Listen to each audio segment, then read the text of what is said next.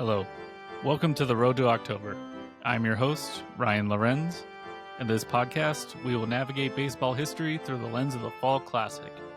In this episode, we will be covering the fifth game of the 1903 World Series between the Pittsburgh Pirates and the Boston Americans. If you didn't listen to our previous episode about Game 4, no worries. We'll provide a brief recap of what happened, but I recommend listening to the full episode to gain a comprehensive understanding of the events. Game 4 of the 1903 World Series was a hard-fought contest that ended with the Pittsburgh Pirates increasing their series lead in a 5-4 victory over the Boston Americans. Pittsburgh struck first in the opening inning when Fred Clark scored on Kitty Bransfield's RBI single, giving the Pirates an early edge. Boston tied the game in the fifth thanks to Lou Krieger's single that brought home Candy LaChance. But Pittsburgh immediately answered back as Ginger Beaumont tripled and scored on Tommy Leach's single to make it 2-1. In the seventh, Leach delivered again with a 2-run triple, extending the Pirates' lead 4-1. And Deacon Felipe helped his own cause by scoring on that play. Boston mounted a late rally in the ninth, stringing together hits from LaChance, Hope Ferris, and Freddie Parent to bring the game within just one run. But Duke Farrell's sacrifice fly and a pop-out ended the comeback bid. Felipe went the distance once again, securing his third win of the series and putting Pittsburgh ahead 3-1. Game 5 of the 1903 World Series took place on October 7th, 1903, in Pittsburgh, Pennsylvania. With the Pirates leading the series 3-1, this game would either give Pittsburgh a commanding lead or allow Boston to get back into the series. There were over 12,300 fans in the stands for this game at Exposition Park. The first pitch of the game was at 2 p.m. Let's head down to the field for the first pitch of this significant game between Cy Young and Brickyard Kennedy. In the top of the first, Boston wastes no time getting men on base. Patsy Dougherty pops out to catcher Ed Phelps for the first out. Then, Jimmy Collins rips a triple to right field, the first hit of the game for Boston. The Americans have an early chance to strike, but Chick Stahl reaches on a fielder's choice, and Collins is cut down at home on a sharp throw from shortstop Honus Wagner. Stahl swipes second for a good measure, and Buck Freeman draws a walk. Freddie Parent follows with a single to load the bases. However, Candy LaChance is unable to bring any of the runners home when he pops out to third baseman Tommy Leach, ending the inning. In the bottom of the inning, Pittsburgh tries to answer back.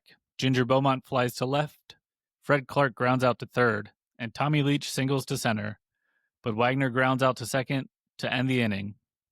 We move on to the second inning with no score. Boston goes down quietly in the second. Hope Ferris strikes out swinging, Lou Krieger grounds out, and Cy Young flies out to right. In the bottom half, the Pirates get a base hit from Claude Ritchie after Kitty Bransfield pops out, but Sebring grounds out and Ed Phelps rolls over to second base to end the inning. Still scoreless after 2. In the top of the third, Patsy Dougherty grounds out. Jimmy Collins keeps hitting by singling to center. Then, Chick Stahl pops out. Collins is able to swipe second base, but Buck Freeman strikes out swinging to end the top half of the inning. In the home half, Pittsburgh's pitcher, Brickyard Kennedy, doubles off of Cy Young to center, the first extra base hit for the Pirates. But then Ginger Beaumont pops out, Clark grounds out, and Leach flies out. Cy Young works his way out of the leadoff double, still no score. The fourth stays quiet. Parent flies out to left, LaChance also flies out to left, and Ferris pops out to the catcher. Then Cy Young goes to work.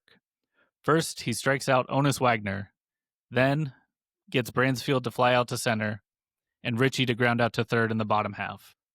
Lou Krieger strikes out to start the fifth.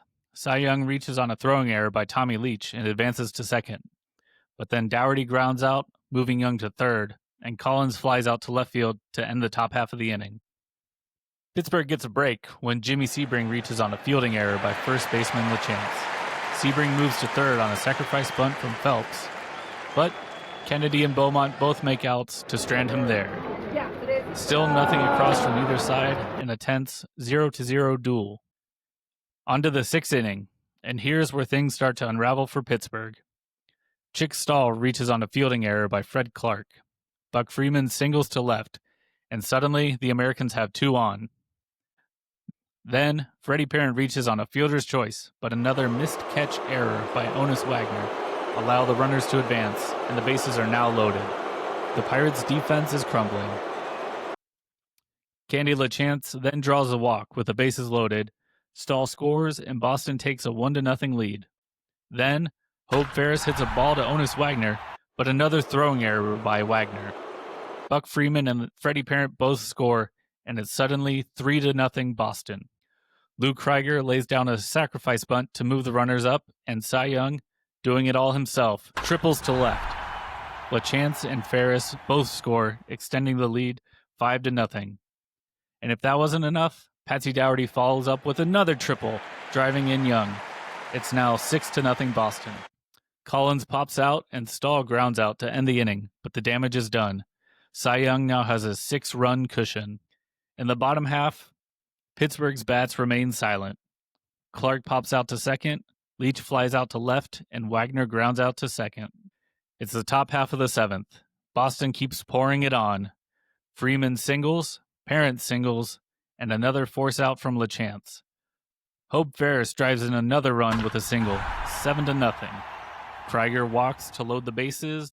Cy Young grounds out, but brings another run home, 8-0. Then, Dougherty. What a day he's having.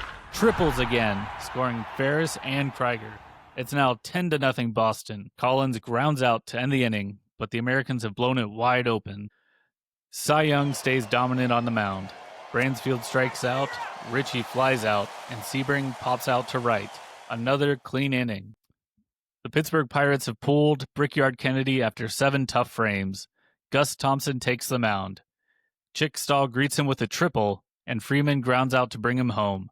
11-0 Boston. Parent flies out, LaChance singles, and Ferris strikes out to end the inning. On to the bottom half. The Pirates finally scratch across a couple. Ed Phelps strikes out to start the inning. Gus Thompson then pops out to short. But Beaumont singles, and Clark reaches on an error, and Tommy Leach triples, bringing home both runners. That makes it 11-2. Honus Wagner grounds out to end the inning. Boston isn't able to add any more runs in the top of the ninth when Lou Krieger grounds out, Cy Young flies out, and Patsy Dougherty singles, and Jimmy Collins pops out to the catcher. Pittsburgh goes quietly in the bottom half. Bransfield flies out, Ritchie strikes out, Sebring singles, and Phelps grounds out to second to end the ballgame. Cy Young finishes the game, a complete game, allowing just 6 hits and no earned runs. He has a final stat line of 9 innings, 6 hits, 2 runs, 4 strikeouts, and no walks. A masterclass. Brickyard Kennedy takes the loss, giving up 10 runs in 7 innings, though only 4 of those were earned. A final score from Exhibition Park, Boston 11, Pittsburgh 2. Behind Cy Young's stellar pitching and an offensive explosion, Boston now sits 1 game behind in the series against Pittsburgh, 3-2.